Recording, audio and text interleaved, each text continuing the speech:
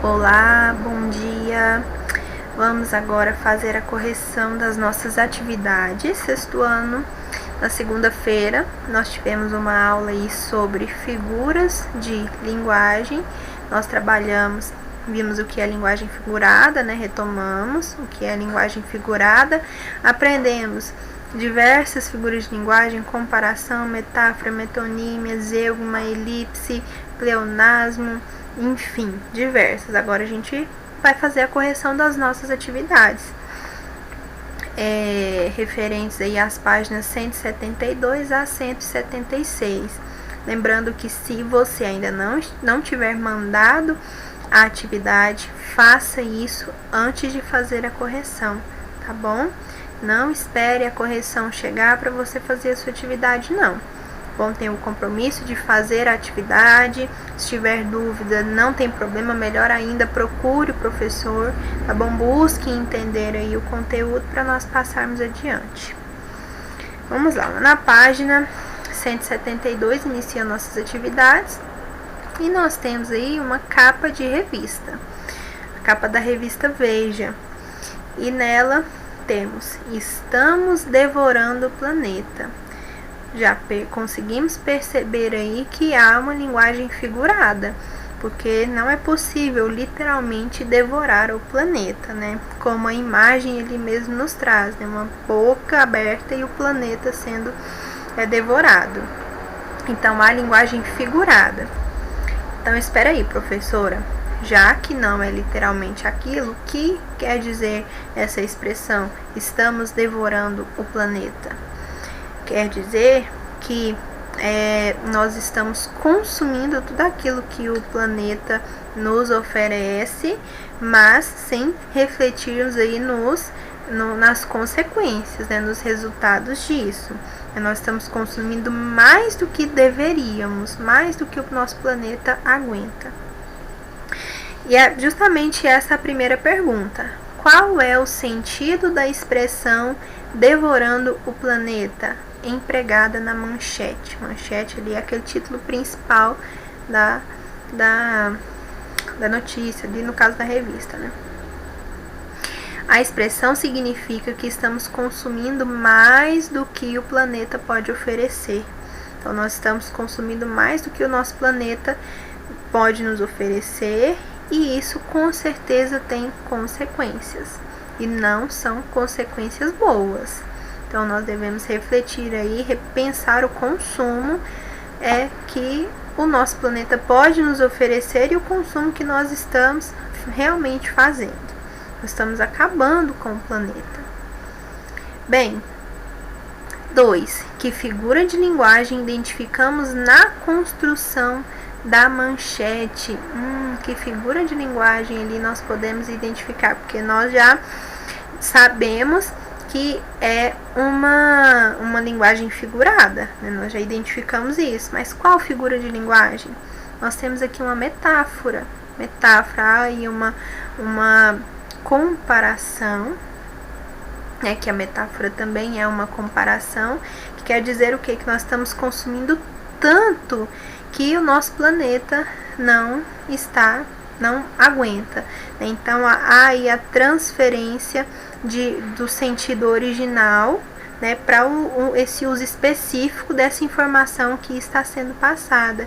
Então, há uma metáfora. Não quer dizer que nós estamos literalmente devorando o planeta, certo? Quer dizer que nós estamos consumindo tanto que o nosso planeta está sendo,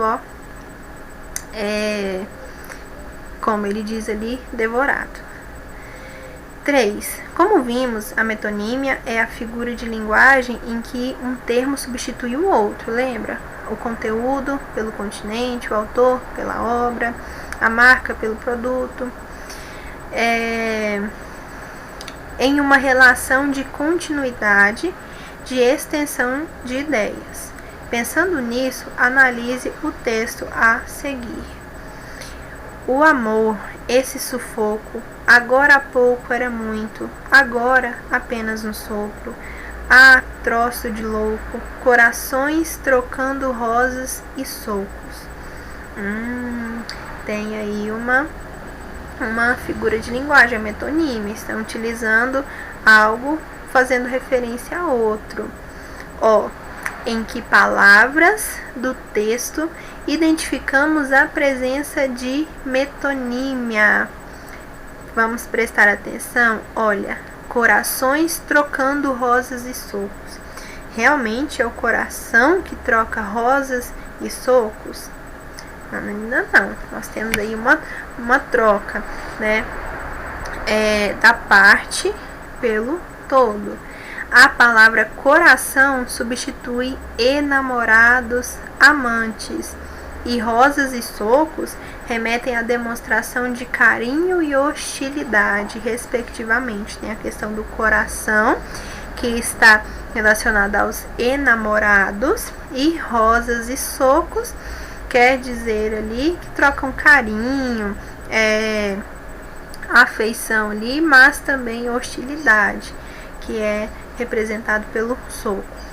Entende? Então nós temos aí o uso da metonímia, que é a utilização de um termo em relação a outro. Corações em relação aos enamorados, e rosas e socos em relação ao carinho e à hostilidade. Certinho? Lembrando, gente, que claro, vocês vão construir essas respostas com as palavras de vocês. Tem que ter esse sentido, esses termos fazendo relação, mas a construção aí da relação, vocês vão fazer com as palavras de vocês, vão perceber se está coerente. Qualquer coisa manda para mim, pergunta, professora, é isso aqui mesmo? Tá bom? Vamos lá. Questão número 4. Nos textos abaixo, identifique os trechos em que há linguagem conotativa. Vamos lá. Nós temos dois textos, o texto A e o texto B. Vamos fazer a leitura e identificar aí o uso da linguagem conotativa. Lembrando que a linguagem conotativa, a conotação é a linguagem figurada. Essa que nós estamos trabalhando, tá bom? Texto A. Os nobres estavam enlouquecidos pelas novas possibilidades de consumo de especiarias.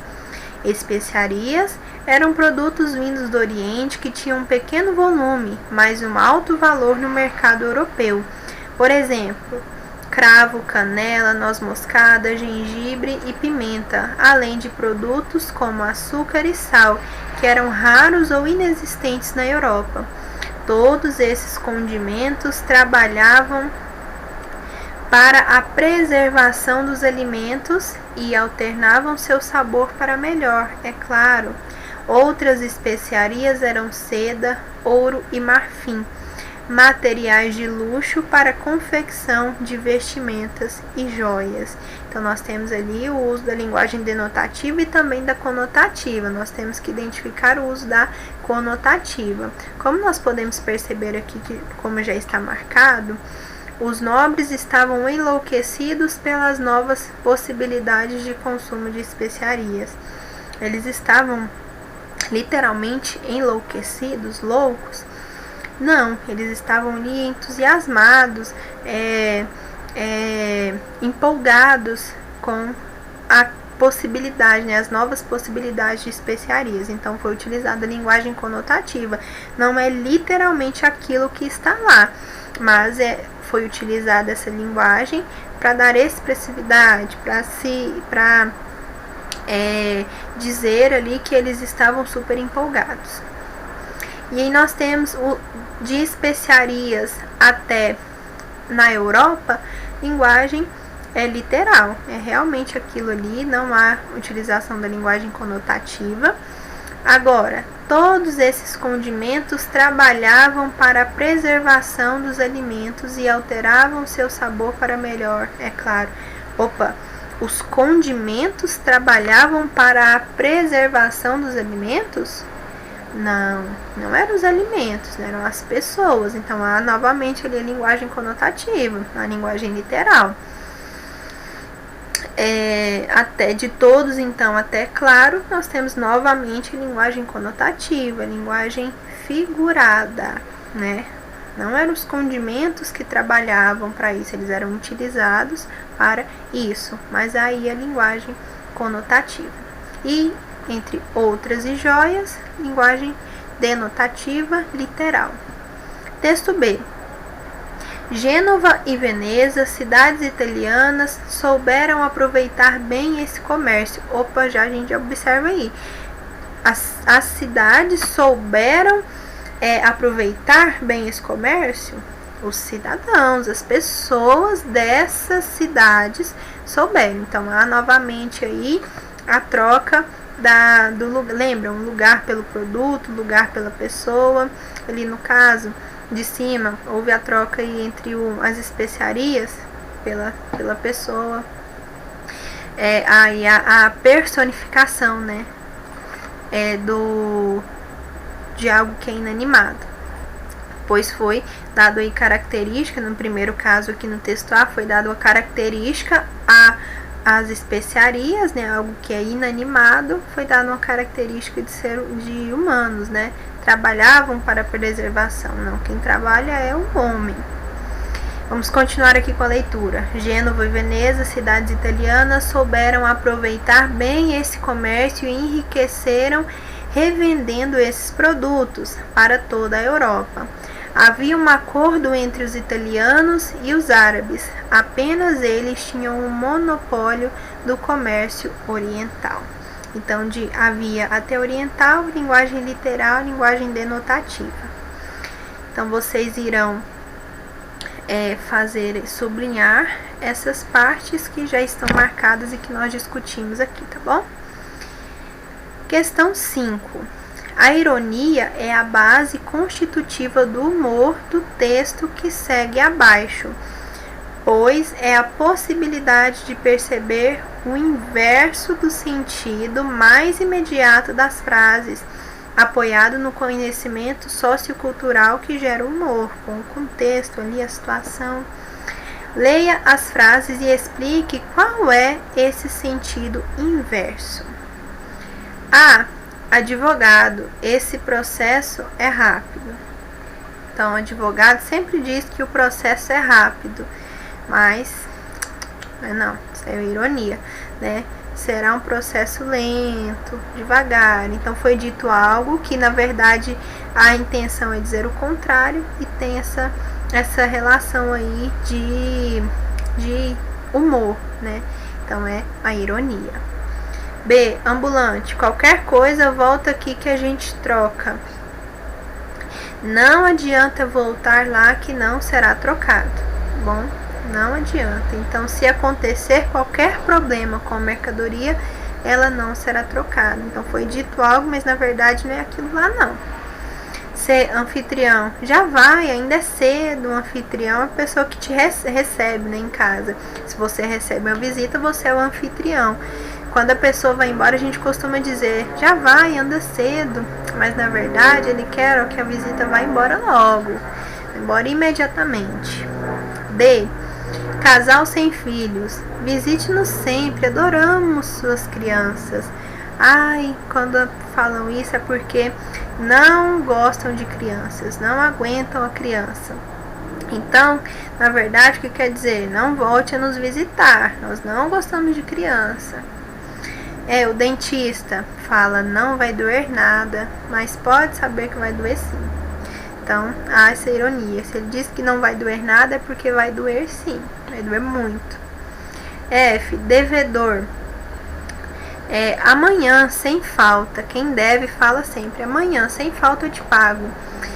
Não vai pagar. Não pagarei a dívida. G. O peixeiro. Pode levar, freguês, está fresquinho. Um peixe não é fresco. Se ele diz isso, ele não está te falando a verdade. Certo? Então, nós temos aqui um texto que vai trabalhar com humor, justamente com essas ironias que a gente ouve muito, né? O advogado fala que o processo vai ser rápido, o peixeiro fala que o peixe está fresco, mas na verdade, literalmente, ele não é bem aquilo, tá bom? Texto 2. Mundo grande. Não, meu coração não é maior que o mundo. É muito menor. Nele não cabem nem minhas dores. Por isso gosto tanto de me contar. Carlos Drummond de Andrade. Nós temos um texto aqui Poesia e Prosa, um texto de Carlos Drummond de Andrade. Vamos para as questões. Questão 6. Nesses versos, o poeta expressa certo exagero nos seus sentimentos. Professor, eu lembro que nós vimos uma figura de linguagem que tratava de exagero. Vamos lá? E figura de linguagem é caracterizada pelo exagero, hipérbole, metáfora, comparação, antítese ou metonímia. Hipérbole. Letra A. Hipérbole é a figura de linguagem que trata do exagero. Vamos fazer aí uma relação, ó, hiper não é algo grande, hipermercado não é um mercado grande, então hipérbole é o exagero, certo?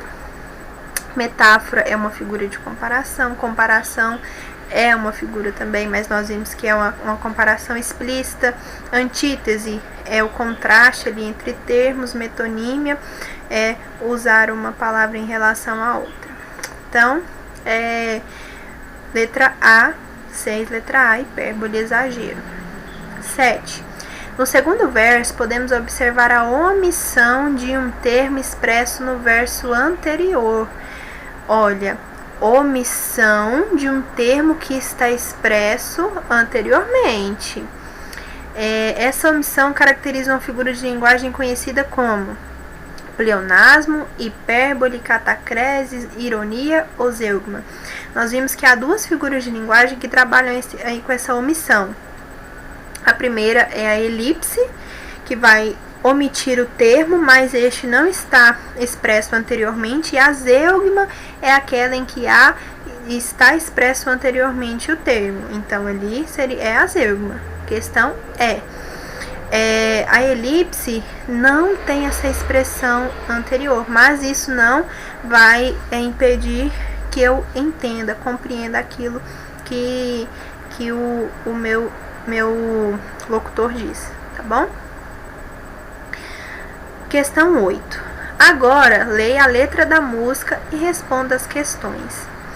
A linha e o linho. É a sua vida que eu quero bordar na minha, como se eu fosse o pano e você fosse a linha, e a agulha do real nas mãos da fantasia, fosse bordado ponto a ponto nosso dia a dia, e fosse aparecendo aos poucos nosso amor, a sua vida, o meu caminho, nosso amor, você a linha e eu o linho, nosso amor. Nós temos aí uma letra, né, de música do Gilberto Gil. Vamos agora para as questões. Como vimos, a metáfora é uma figura de linguagem por meio da qual nomeamos um conceito de um dado domínio com o nome de um conceito de outro domínio.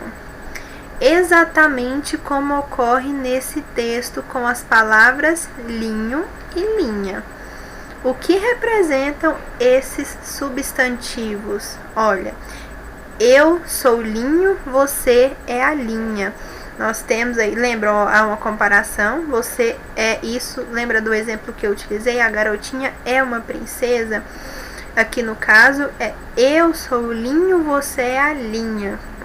Então, quer dizer aí que são apaixonados, né? Ele é o linho, é o tecido, e ela é a linha que vai ali costurar, né? Então, o linho é o eu lírico, aquele que fala ali na música, e a linha é a mulher por ele amada, né? Ele é apaixonado, é uma música ali que fala de amor, né? E tal. E ele é o linho, ela a linha. Então, é uma relação ali, um amor entre eles, ok? Entre eles, assim, ele é amado por ela. Ela é amada por ele, perdão. B. Nesse texto, linho é o masculino de linha? Explique. Bem, lá no texto, vamos fazer a relação. Primeiro, linho é um tecido. Linha é linha, né, um cordão, um objeto. uma ferramenta, né, de trabalho. Quando eu utilizo aí linha e linho, quando eu penso literalmente, não é o oposto um do outro, né? Linho é algo, linha é outra coisa. Linho é um objeto, linha é outro objeto. Mas lá no texto foi feita essa relação de ele feminino e ela masculino, linho e linha? Foi. Vamos ver lá o que a nossa resposta traz. Embora formalmente linho não seja o masculino de linha, o autor brinca com as palavras, utilizando as terminações de masculino o e feminino a, dando a ideia de complemento. Ele se complementa com a mulher amada, assim como a linha e o tecido, o linho. Entenderam? Então, lá no texto, sim, lá no texto, linha é o feminino de linho, mas no texto, literalmente, não é. C. Que figura de linguagem identificamos no verso? Como se eu fosse o pano e você a linha. Olha a presença do como lá, é uma comparação explícita, chamada de comparação ou símile. Lá no gabarito nós vemos que é comparação. D. Analisando as metáforas que o autor utilizou no texto, podemos dizer o que é o amor para ele? Ele faz uma comparação ali, uma situação, né, em que o amor é como se fosse uma costura ou um bordado, né? Ali a linha vai completar, entremear o linho. Então ele faz aí essa relação. Então as metáforas nos levam a perceber que para ele o amor se faz como um bordado, ponto a ponto. A costura não é ali ponto a ponto, bordado não é ponto a ponto. Essa relação que ele faz. 9. Custando apenas 50 centavos, a fim de alcançar todas as camadas sociais de leitores, o jornal pernambucano Aqui Pé é conhecido por suas manchetes quase sempre dotadas de ambiguidade e intenções irônicas, humorísticas, fazendo uso da linguagem conotativa para aproximar o leitor e tornando atrativas as notícias circuladas. Em uma de suas manchetes, por exemplo, referente ao reforço da Operação Lei Seca durante o Carnaval de 2018, o título Se Beber e Dirigir é Cana na Certa estabelece um jogo semântico entre o sentido denotativo da palavra cana, explorando nesse caso, em razão de sua presença no preparo de bebidas alcoólicas, servindo também de sinônimo para aguardente. E uma interpretação mais conotativa que remete à expressão ir em cana, forma popular de se referir à expressão de um criminoso ou suspeito pela polícia, da apreensão de um criminoso ou suspeito pela polícia. Você pode conferir mais manchetes aí tem um endereço lá, digital.aquipé.com.br. Pensando nisso, reflita e opine. Essa é para nós refletirmos, discutirmos. Além do baixo custo de seus exemplares, você acredita que essas estratégias são de fato eficazes para a popularização de um jornal? B. Até que ponto as notícias podem receber esse tipo de tratamento sem que haja perda da credibilidade? C. Há algum jornal com perfil semelhante ao Aqui Pé na região em que você mora? Bem, nós vimos aqui que é um jornal que ele faz o uso da linguagem figurada, né? Quando nós trabalhamos quando nós trabalhamos a reportagem, notícia, textos jornalísticos, nós vemos que uma das principais características é o compromisso com a realidade, com o fato. Então, numa notícia, uma reportagem, não cabe eu ficar utilizando de ironia, de linguagem figurada. Tem que ser um texto claro, que todos compreendam e objetivo. Aquilo que estiver escrito ali é a notícia, a informação que deve ser repassada. Vamos refletir. É relevante haver um jornal de de fácil acesso, não vou dizer de grande circulação, de fácil acesso, utilizando aí essa linguagem, fazendo humor, ironia, esse humor mesmo. É algo relevante? É importante isso? Será que até quando essas informações teriam credibilidade? Isso atrapalha as informações reais, verídicas? Então é algo a se refletir. Aqui na nossa região, pelo que eu conheço, não tem um jornal com esses critérios, esse objetivo não. Se vocês conhecerem, então podem me contar, porque eu não conheço. Tá bom? Então vamos refletir isso, né? Porque os textos jornalísticos, eles têm o compromisso com a realidade, né? Eles devem passar aquilo que realmente aconteceu, dados reais, dados verídicos, tá bom? Então é isso que a questão nos propõe, refletir e discutir sobre isso. Pessoal, nós terminamos aqui mais uma aula, né? Agora nós vamos passar para um conteúdo que nós vamos revisar, porque nós já conhecemos aí esse conteúdo. Nós vamos apenas revisar, que é o encontro consonantal, dígrafo e separação de sílabas, tá bom? Isso inclusive caiu na nossa prova, né, nas avaliações do bimestre passado. Agora nós vamos revisar, finalizar aí rapidinho essa atividade para nós passarmos aí para frente, tá bom? Encerrarmos o capítulo 4 e já iniciarmos com o 5, terminar também lá em gramática, o capítulo 4, que é sobre adjetivos. Nós vamos conhecer essa classe de palavras loguinho, tá bom? Mas aqui nós finalizamos o nosso trabalho com figuras de linguagem.